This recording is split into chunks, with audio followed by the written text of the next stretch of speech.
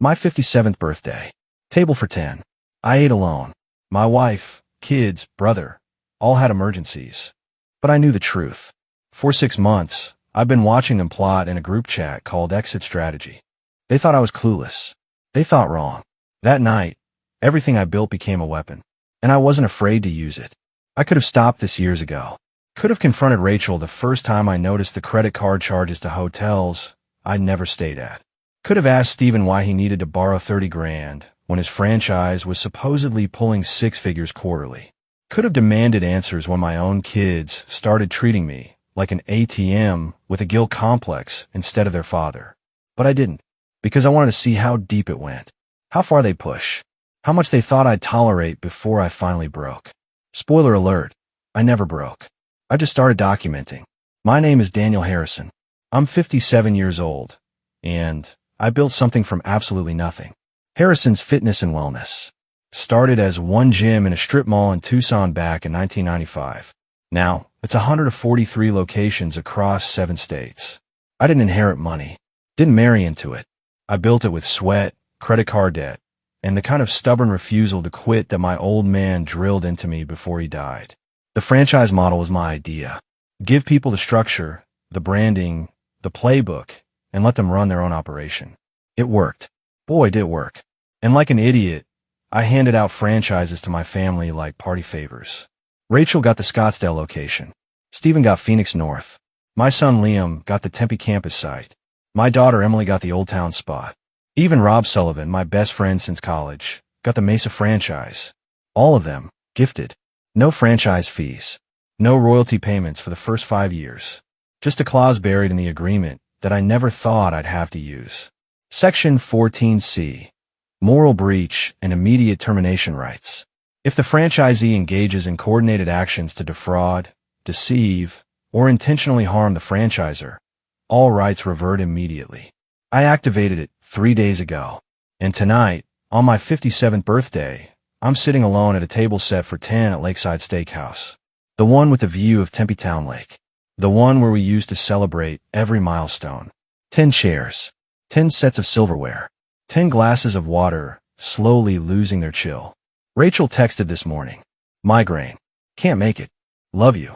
Emily called an hour before. Dad, I'm so sorry. Last minute crisis at the gallery. Rain check. Liam didn't even bother with an excuse. Just didn't show. Steven sent a voice message. Slurred. Drunk. Hey brother, got tied up. Catch you next week. Rob's text came in 2 minutes after I sat down. Something came up. You understand. I understand perfectly. They all thought I didn't know. That I was too busy, too distracted, too soft to notice. They thought I'd sit here, pathetic and alone, maybe shed a tear into my ribeye, and keep pretending everything was fine. But I wasn't alone. Not really. Because sitting 3 tables over, pretending to read a menu was Kyle. My nephew. Steven's son. 24 years old, and the only one in this entire family who still had a spine. He'd been feeding me information for 6 months. Screenshots. Recordings. Evidence. The waiter approached, young guy with nervous eyes. He held a folded piece of cardstock like it might explode. Sir, someone asked me to give you this. I took it. Didn't open it yet. Just nodded. The waiter disappeared. I unfolded the note slowly. 3 words, handwritten in that shaky script I recognized instantly. Check your phone. I did. 1 new message. Judge Gerald Thompson. Rachel's father. Retired. 80 years of legal maneuvering and courtroom intimidation. And now he was panicking. The text was short, clipped, desperate. The franchise alert just went out. Call me immediately. For God's sake, Daniel, why would you destroy this entire family? I read it twice. Then I set the phone face down on the white tablecloth and picked up my wine glass. I didn't destroy this family. They did. I just stopped pretending I didn't notice. People always ask me how I did it. How a guy who grew up in a 2-bedroom rental in South Phoenix built a fitness empire. The answer was simpler than they wanted to hear. I never stopped moving forward. Harrison's Fitness and Wellness wasn't some flash-in-the-pan idea. It was deliberate, strategic. In 1995, I saw what was coming. Baby boomers getting older. Millennials obsessed with wellness. The whole lifestyle brand, waved before anyone called it that. So I built gyms that didn't feel like concrete dungeons. Clean, bright, Affordable but not cheap. The franchise model came later, around 2008, right when the economy tanked and everyone was terrified. I saw opportunity. People wanted to own something, be their own boss. I gave them the blueprint, the brand, the support system, and it exploded. By 2015, I had 60 locations. By 2020, over 100. I was profiled in business magazines, spoke at conferences, built something I was genuinely proud of. And then I made the mistake every successful man makes. I assumed my family was proud of it too. Rachel was my college sweetheart. Met her at Arizona State in 1987. She was studying marketing. I was grinding through business classes while working overnight shifts at a warehouse. She said she loved my drive, my refusal to settle. For 26 years, I believed her. Steven, my younger brother, always looked up to me, or at least I thought he did. When he lost his job in 2012, I handed him a franchise, paid the setup costs myself, told him it was family taking care of family. Emily, my daughter, wanted to open an art gallery. I funded it, then gave her a franchise location as a safety net. She hugged me, called me the best dad in the world. Liam, my son, dropped out of college twice. I didn't lecture him, just gave him a franchise near ASU's campus. Told him he could figure life out while building something real. Rob Sullivan and I went back 35 years. Roommates in college. Best man at my wedding. Godfather to my kids. When he got divorced and his finances went sideways, I gave him a franchise too. No questions asked. I handed out empires, and they handed me back lies. 6 months ago, Kyle came to my house. He was shaking. My nephew, Steven's son, the kid I'd watched grow up. 24 years old and scared out of his mind. Uncle Dan, Kyle said, sitting across from me in my study. There's something you need to know. He pulled out his phone. Show me a group chat. A thread with 9 people in it. Rachel, Steven, Emily, Liam, Rob, Steven's wife, Rob's new girlfriend, even Judge Thompson, Rachel's father. The group was called Exit Strategy. I scrolled through the messages. My hands didn't shake. They should have. But I'd spent too many years negotiating deals, staying calm under pressure. So I just read. Rachel, he's been distracted lately. Now's the time. Steven, I've got the LLC paperwork ready. We file next month. Emily, do we really have to keep pretending? I'm exhausted. Rob, once the transfer goes through, we're golden. He'll never see it coming. Kyle's voice pulled me back. I didn't know what to do, but I couldn't just. You did the right thing, I said quietly. And that's when I started planning. Not revenge. Something colder. Justice. The hardest part wasn't the betrayal. It was pretending I didn't know about it. For 6 months, I woke up next to Rachel and smiled. Kissed her goodbye. Asked about her day. Listened to her complain about the gym, about members, about staff issues. All while knowing she was planning to strip everything from me. 6 months of family dinners where Steven talked business and slapped my back like we were brothers in the trenches. 6 months of Emily showing me photos of her gallery openings while secretly mocking me in group chats. 6 months of Liam asking for advice on running his franchise while plotting with the others. I became a different kind of man during those months. Not angry, not bitter, just methodical. Kyle fed me everything. Screenshots arrived at 2 in the morning.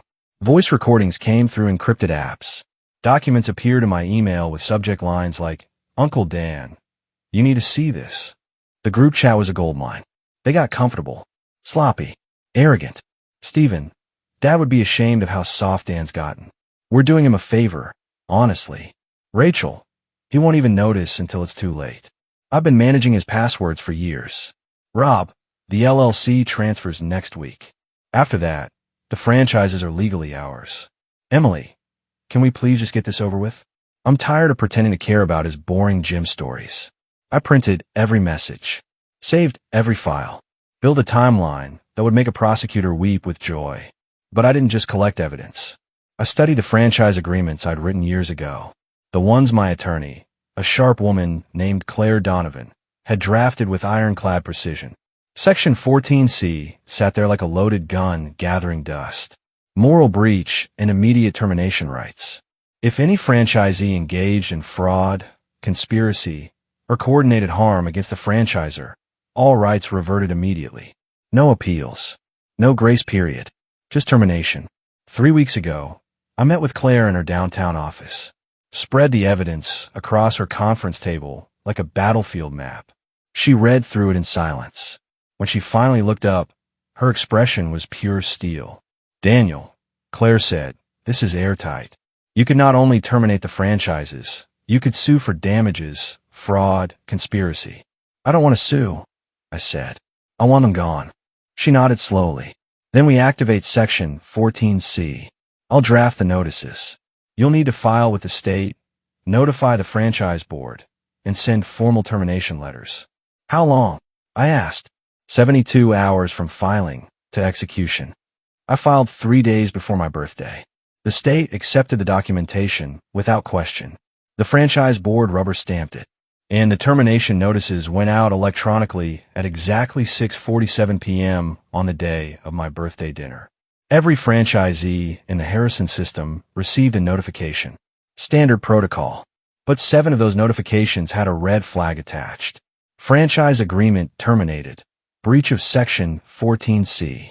Rachel got hers while sitting in our living room, scrolling her phone. Stephen got his while driving home from wherever he'd been instead of my dinner. Emily's arrived while she was at her gallery, probably laughing with friends about how she'd ditched her pathetic father. Liam's hit his phone during whatever emergency kept him away. Rob's came through while he was ignoring my calls. And just to make sure the message was clear, Judge Gerald Thompson, Rachel's father, got copied on every single one. Not because he was a franchisee, but because his name appeared in the group chat. Because he'd given Rachel legal advice on how to protect assets during a transition. That's when his panic text came through. The franchise alert just went out. "Call me immediately. For God's sake, Daniel, why would you destroy this entire family?"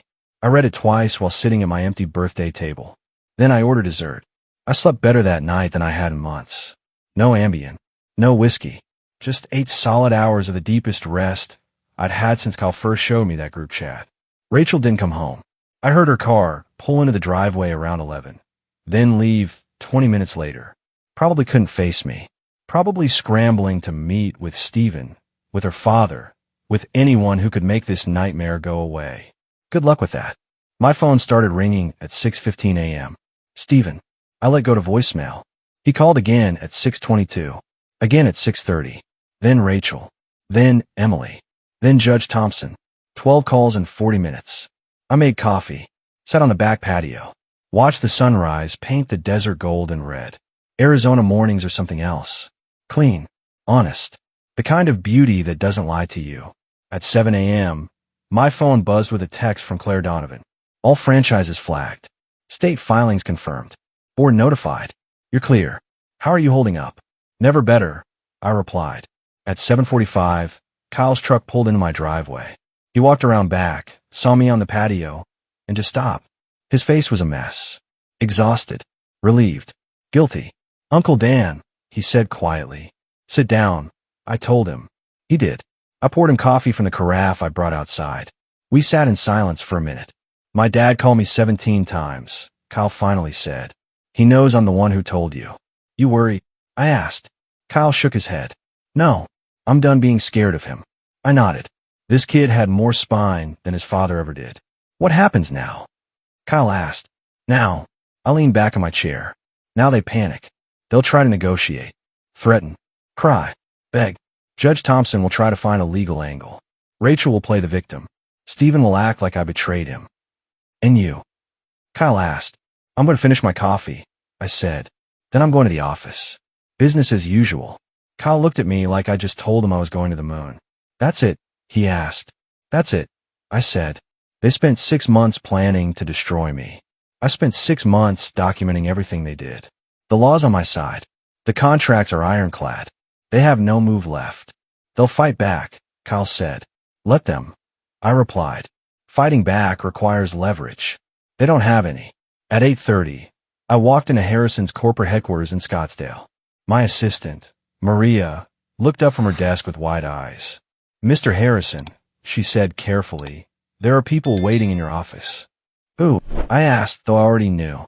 "Your wife, your brother, and a man who says he's your attorney." I smiled. Judge Thompson brought a lawyer. How considerate. Maria looked nervous. "Should I call security?" "No," I said. "Let them wait. I have emails to answer first." I walked past my office door. Heard muffled voices inside. Angry. Desperate. Exactly what I expected. I spent 30 minutes responding to franchise partners, assuring them that the terminations were isolated incidents and wouldn't affect their operations. Then I stood, straightened my tie, and walked into my office. Rachel sat in one chair, Stephen in another. Judge Thompson stood by the window, hands clasped behind his back like he was about to deliver a closing argument. And next to him, some lawyer I'd never met, clutching a briefcase like it contained nuclear codes. They all turned when I entered. Daniel, Rachel started, her voice shaking. We need to talk. I closed the door behind me, walked to my desk, sat down. No, I said calmly. We really don't. The lawyer Judge Thompson brought was named Malcolm Pierce. Mid-40s, expensive suit, the kind of slicked-back confidence that comes from winning cases through intimidation rather than merit. He set his briefcase on my desk without asking, popped it open like he was about to perform surgery. Mr. Harrison, Pierce said, his voice smooth as oil, my clients are prepared to resolve this matter amicably. We believe there's been a misunderstanding regarding the franchise terminations. I didn't move, just watched him. Pierce pulled out a document. We're proposing a temporary suspension of Section 14C, pending an independent review. During this period, all franchises would remain operational, and we'd enter mediation to— No, I said. Pierce blinked. Excuse me. I said no. I repeated, my voice calm, flat. There's no misunderstanding. There's no mediation. Section 14C was activated legally and permanently. Judge Thompson stepped forward. For the first time since I'd known him, he looked old, tired, desperate. Daniel, the judge said, using the tone he probably used in courtrooms to sway juries, you're making a mistake. This family has supported you for decades. Rachel loves you. Stephen looks up to you. The kids mock me in a group chat. I interrupted, pulling out my phone. I turned it toward him, showed him the screenshots Kyle had sent. Emily called me pathetic. Liam said I was too stupid to notice. And your daughter, Judge, your daughter orchestrated the whole thing. Rachel's face went white. Daniel, please. You don't get to please me anymore, I said, standing. You had 6 months to come clean, to stop, to tell me the truth. Instead, you doubled down. You brought in your father. You brought in a lawyer. You thought you could intimidate me into backing down. Stephen finally spoke, his voice shaking with barely controlled rage. You're destroying this family over a business disagreement. Dad would be ashamed of you. That one hit different. Our father had died 10 years ago. Lung cancer. He'd worked construction his whole life, never made much, but he taught us to work hard and stick together. I looked at Stephen, really looked at him. My little brother. The guy I'd bailed out more times than I could count. Dad would be ashamed of you. I said quietly. You stole from me, lied to me, conspired with my wife to strip everything I built. Don't you dare invoke his name to justify what you did. Stephen's jaw clenched. For a second, I thought he might swing at me. Part of me almost wished he would. Give me one more reason. Pierce tried to regain control. Mr. Harrison, if you proceed with these terminations, my clients will have no choice but to pursue legal action. We'll challenge Section 14C in court. We'll argue undue hardship, procedural violations. Go ahead, I said, cutting him off. Claire Donovan drafted those contracts. She's the best franchise attorney in the state. Section 14C is ironclad. But if you want to waste your money on a lawsuit you'll lose, be my guest. I walked to the door, opened it. This meeting is over, I said. You have 72 hours to vacate the franchise locations. After that, I'm filing eviction notices and trespassing charges. Rachel stood, tears streaming down her face. Real or fake, I couldn't tell anymore. Didn't care. Daniel, please, she whispered. We can fix this. We can go to counseling. We can. We're done, Rachel, I said. You wanted an exit strategy. Congratulations. You got one. Judge Thompson's face turned red. You smug son of a— Careful, Judge, I said, my voice dropping to ice. You're my building, and I have security on speed dial. They left. All of them. Pierce grabbed his briefcase. Stephen shoved past me without a word. Judge Thompson glared but said nothing. Rachel was the last to leave, moving slowly, like she was waiting for me to stop her. I didn't. When the door closed, I stood there for a long moment. Then I walked back to my desk, and called Kyle. It's done, I said. They're out. Kyle exhaled. How do you feel? I looked out the window at the Scottsdale skyline. Clear blue Arizona sky. Mountains in the distance. Free, I said. They didn't go quietly. Over the next 48 hours, I got 19 voicemails, 34 texts, and 12 emails. Threats. Pleas. Accusations. Judge Thompson sent a formal letter demanding arbitration. Peers filed an emergency motion for an injunction. Rachel showed up at the house twice. I didn't answer the door. Stephen tried a different approach. He posted on social media. Long, emotional rant about how I'd betrayed family values and destroyed lives over a business dispute. He painted himself as the victim, the loyal brother stabbed in the back by a greedy, heartless tyrant. It got traction. A few hundred likes. Dozens of comments from people who didn't know the full story. People calling me cold, ruthless, a monster. I didn't respond. Didn't need to. Because 48 hours after Stephen's post, Kyle posted his own. Screenshots of the exit strategy group chat. Every message. Every betrayal. Every lie. He captioned it simply. The truth about my Uncle Daniel and why I'm proud to stand with him. Stephen's post got ratioed within an hour. Comments turned against him. People called him out. Demanded answers. He deleted the post by noon.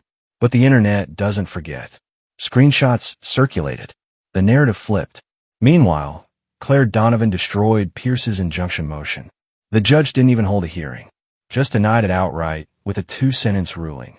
Plaintiff fails to demonstrate procedural violation or legal standing to challenge a valid termination clause. Motion denied. Rachel tried one more time. She showed up at the corporate office on day 3, right before the eviction deadline. Maria buzzed me. Mr. Harrison, your wife is here. She's asking to see you. She says it's urgent. I hesitated.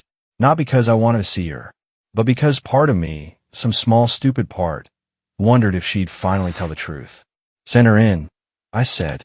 Rachel walked in slowly. She looked exhausted. No makeup. Hair pulled back. Dark circles under her eyes. She sat down across from me without asking. Daniel, she started, her voice soft, broken. I know I messed up. I know I hurt you. But please, can we just talk? Really talk. About what? I asked. About us, she said. About why this happened. About how we got here. I leaned back in my chair. You got here by lying. Stealing.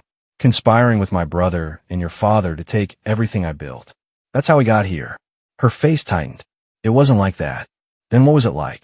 I asked. Explain it to me. Make me understand why my wife of 26 years decided I was the enemy. She looked down. You changed. You got so focused on the business. We stopped being a team. I felt invisible. So you stole from me. I said. I didn't steal, she said quickly. We were planning for the future. In case something happened to you. In case you wanted to leave, I finished. You were building an exit strategy. Funneling money. Setting up accounts. All while pretending everything was fine. She didn't deny it. I loved you, Rachel, I said quietly. For 26 years, I loved you. Gave you everything. Built a life for us. And you repaid me by treating me like an obstacle. Tears rolled down her face. I still love you. No, I said. You love what I provided. There's a difference. She stood. What happens now? Now, I said. Now you leave. The franchises are terminated. Your access to the business accounts is revoked. I've filed for legal separation. You'll hear from my attorney. Legal separation? She whispered. Not divorce. Not yet, I said. I want you to sit with what you did. Think about it. Live with it. Then we'll talk about divorce. She left without another word. I sat alone in my office for a long time after that, staring at the photos on my desk. Rachel and me on our wedding day. The kids as babies. Family vacations. All of it felt like someone else's life now. Maria knocked softly. Mr. Harrison? Kyle's here to see you. Send him in, I said. Kyle walked in, hands in his pockets, looking uncertain. You okay? He asked. Yeah, I said. I'm okay. My dad's moving back to California, Kyle said. Taking Aunt Rachel with him. Judge Thompson's going too. They're leaving tomorrow. I nodded. You going with them? Kyle shook his head. No, I'm staying. If you'll still have me. I stood, walked around the desk, put a hand on his shoulder. Your family, Kyle, I said. Real family. The kind that tells the truth. He smiled, relieved. So what's next? Kyle asked. Next, I said. Next, we rebuild. 3 weeks after the terminations, Emily showed up at my house. No warning. No text. Just knocked on the door at 7 in the morning while I was making coffee. I opened the door. She stood there in jeans and a sweater, eyes red from crying, holding a folder. Dad, she said quietly, can I come in? I hesitated. Not because I was angry, but because I was tired. Tired of confrontations. Tired of excuses. But she was still my daughter. So I stepped aside. She walked to the living room. Sat on the edge of the couch, like she was afraid to get comfortable. I sat across from her in my chair. What's that? I asked, nodding at the folder. Emily opened it. Inside were printouts. Bank statements. Transaction records. Her hands shook as she handed them to me. This is everything I took, she said. From the business account. From the franchise. Total is $42,000 over 2 years. I'm paying it back. All of it. I looked at the statements. She wasn't lying. Every withdrawal. Every transfer. All documented. How? I asked. I sold the gallery. Emily said, her voice breaking. Sold my car. Moved into a studio apartment. I got a job at a marketing firm. It'll take me 3 years to pay it all back, but I'm doing it. I set the folder down. Why? Because you were right, she said, tears streaming down her face. I was awful to you. I said terrible things. I treated you like you didn't matter. And I'm sorry, Dad. I'm so sorry. I watched her cry. Part of me wanted to hug her. Tell her it was okay. That we'd figure it out. But another part, the part that had been betrayed and mocked and dismissed, stayed cold. You call me pathetic, I said quietly. In a group chat with your mother and uncle. You laughed about how I was too stupid to notice what you were doing. Emily's face crumpled. I know. I was angry. I felt like you care more about the business than about us. But that doesn't excuse what I did. Nothing excuses it. Your mother put you up to this. I asked. Emily shook her head. No. She told me not to come. Said you'd never forgive me. But I had to try. Even if you hate me. Even if you never want to see me again. I had to tell you I'm sorry. I leaned back. Studied her. She looked like she'd lost weight. Dark circles under her eyes. This wasn't an act. She was genuinely broken. I don't hate you, I said. But I don't trust you either. Emily nodded. I understand. If you want back in my life, I said, you earn it. Not with money. With time. With honesty. With showing me that you've actually changed. I will, Emily said quickly. I promise, Dad. I'll do whatever it takes. I stood. We'll see.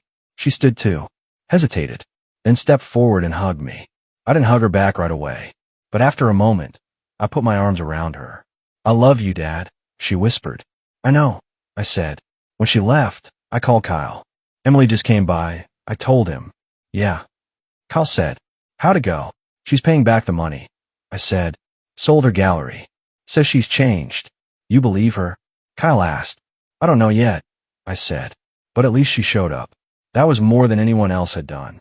2 months after the terminations, Claire Donovan called me into her office. Her voice on the phone was tight, controlled.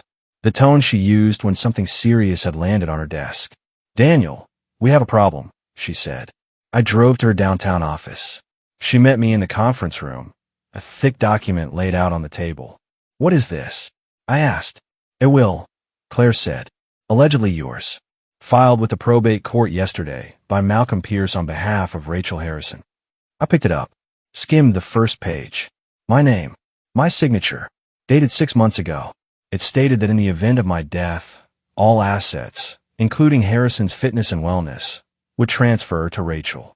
Stephen would become CEO. Rob would assume operational control. I looked at Claire. This isn't real. I know, she said, but it's a good fake. The signature looks authentic. The notary stamp is legitimate. They put work into this. How'd they get my signature? I asked. Claire pulled out another document. An old lease agreement from 2019. My signature at the bottom. They copied it, she said. Scanned it, digitally inserted it onto the will.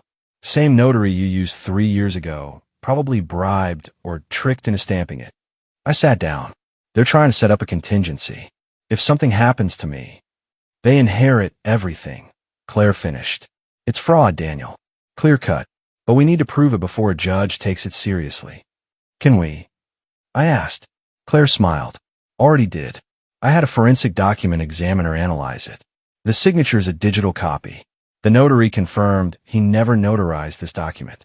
In the language, it contradicts your actual will, the one you filed with me 4 years ago. She pulled out my real will. This one names Kyle as executor. Leaves the business to a trust benefiting legitimate franchise partners. Rachel gets nothing. I exhaled. So what happens now? Now, Claire said, we file a motion to void the fake will and press charges for forgery and fraud. Malcolm Pierce is going to have a very bad week. Do it, I said. Claire nodded. One more thing. I did some digging. Judge Thompson's name is on the notary documents as a witness. He was involved in creating this. My jaw tightened. How deep does this go? Deep enough, Claire said. They were planning this for months. The will was their insurance policy. If you died before they could strip the business, they'd inherit it anyway. I stood, walked to the window, looked out at the Phoenix skyline. They really thought this would work, I said. Desperation makes people sloppy, Claire said. That night, I sat in my study with a bourbon and thought about Rachel. 26 years of marriage. 2 kids. A life built together. And she'd been willing to forge my will, steal my signature, and conspire with her father to take everything. My phone buzzed. A text from Liam, my son. First time he contacted me since the birthday dinner. Dad, can we talk? I stared at the message for a long time. Then I typed back. Not yet. When you're ready to tell the truth, we'll talk. He didn't respond. The next morning, Claire filed the motion. The court scheduled an emergency hearing. Malcolm Pierce tried to withdraw as Rachel's attorney. The judge denied it. By the end of the week, the fake will was voided. The notary confessed he'd been paid $5,000 by Judge Thompson to backdate the stamp. And the district attorney opened a criminal investigation into forgery and conspiracy. Rachel and Judge Thompson were both named as defendants. Kyle called me when the news broke. Uncle Dan, did you see? I saw, I said. You okay? He asked. Yeah, I said. I'm okay. Because the thing about betrayal, once you stop being surprised by it, you stop letting it hurt you. 4 months after the criminal investigation closed, I stood in the same steakhouse where I'd eaten alone on my birthday. But this time, the table wasn't empty. Kyle sat to my right, Emily across from me. Claire Donovan, my attorney who'd become a trusted friend, was next to Emily. Maria, my assistant who'd stuck with me through everything, sat beside Claire. And at the head of the table, in the seat Rachel used to occupy, sat a woman named Sarah Mitchell. Sarah was a franchise consultant I'd met at a business conference 6 weeks earlier. Smart, direct, no games. We'd been seeing each other casually. Nothing serious yet, but she was good company. To new beginnings, Kyle said, raising his glass. We all clinked glasses. The atmosphere was light, easy, none of the tension that used to strangle every family gathering. Emily had been working at the marketing firm for 3 months. She'd paid back $12,000 so far. True to her word. Every month, a wire transfer appeared in the business account. She showed up to my office once a week just to check in. No demands. No expectations. Just slowly rebuilding trust. Liam hadn't reached out again. I'd heard through Emily that he'd moved to California with Stephen and Rachel, living in some apartment in San Diego, working at a gym. Not mine. I felt nothing about it. No anger. No sadness. Just acceptance that some bridges burn completely. How's the expansion going? Sarah asked. Good, I said. We're opening 3 new locations in Nevada, 2 in New Mexico, all with franchise partners who actually earn their spots. Kyle grinned. Uncle Dan's been tougher on the vetting process. Background checks, financial audits, psychological evaluations. Can't be too careful, I said. Trust is earned now, not given. Claire raised her glass. Speaking of trust, I have news. Malcolm Pierce was disbarred yesterday.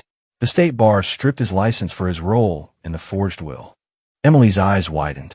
Seriously? Seriously, Claire said. He tried to argue he didn't know the will was fake. The ethics board didn't buy it. He's done. I felt a grim satisfaction at that. Pierce had been arrogant, slimy, everything wrong with the legal profession. Now he was paying for it. After dinner, Kyle and I walked to the parking lot. The desert air was cool, stars bright overhead. You doing okay, Uncle Dan? Kyle asked. Yeah, I said. I really am. You ever think about her?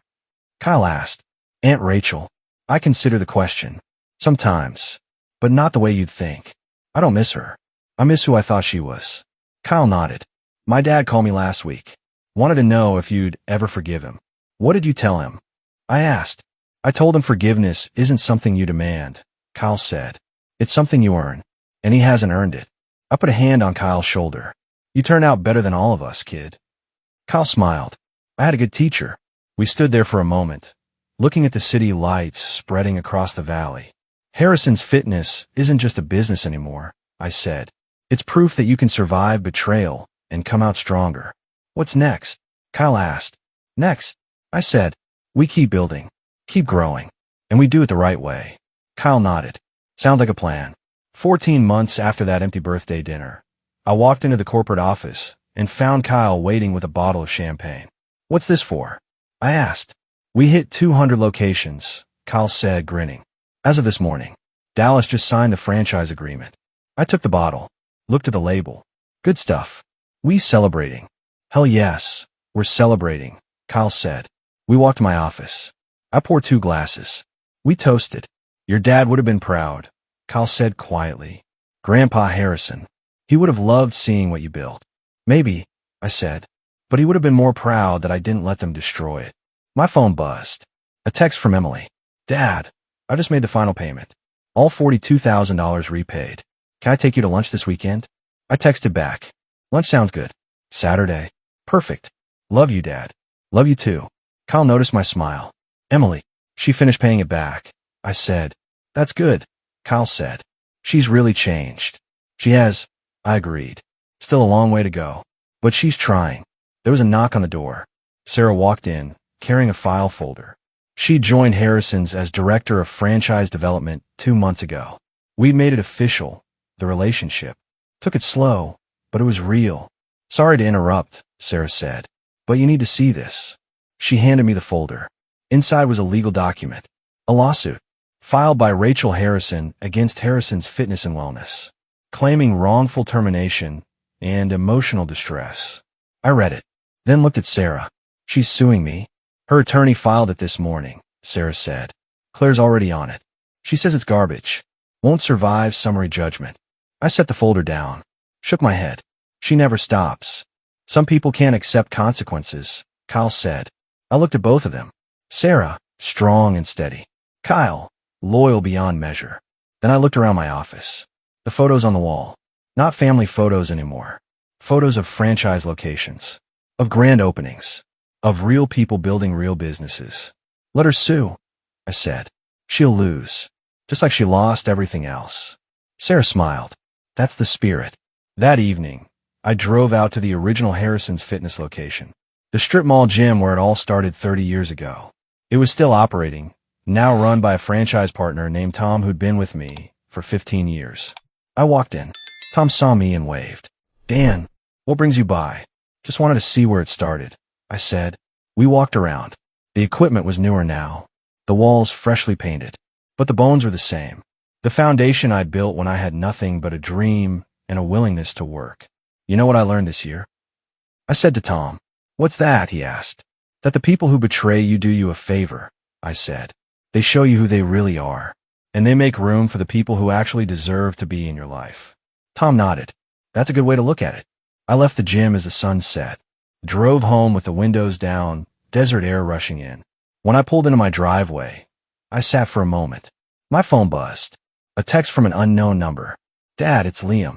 I know I don't deserve it, but can we talk? I stared at the message. Thought about everything. The betrayal. The lies. The year of silence. Then I typed back. Not yet.